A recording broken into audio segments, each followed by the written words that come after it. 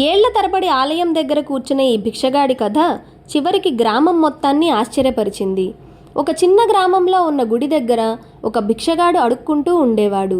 కొంతమంది అతనికి దానం చేసేవారు, కొంతమందేమో పట్టించుకోకుండా వెళ్ళిపోయేవారు, మరికొంతమంది అతన్ని చూసి నవ్వేవారు. అలా చాలా సంవత్సరాలు అతను అదే చోట కూర్చొని భిక్షం అడుక్కుంటూనే ఉండేవాడు. కొన్ని రోజుల తర్వాత ఏమైందో తెలియదు కానీ అతను చనిపోయాడు. అది చూసిన కొంతమంది గ్రామస్తులు చాలా బాధపడ్డారు. ఇది జరిగిన వారం రోజుల తర్వాత ఆ గుడి చిన్నదిగా ఉంది, దాన్ని పెద్దగా చేద్దామని ఆ గ్రామ పెద్దలు నిర్ణయించి గుడి చుట్టూ తవ్వడం ప్రారంభించారు. అలా తవ్వుతుండగా ఎక్కడైతే ఆ భిక్షగాడు కూర్చునేవాడో అదే చోట ఒక పెట్టె బయటపడింది. దాన్ని ఓపెన్ చేసి చూస్తే చాలా విలువైన బంగారు నాణాలు కనిపించాయి. అది చూసిన గ్రామస్తులందరూ ఆశ్చర్యపోయారు.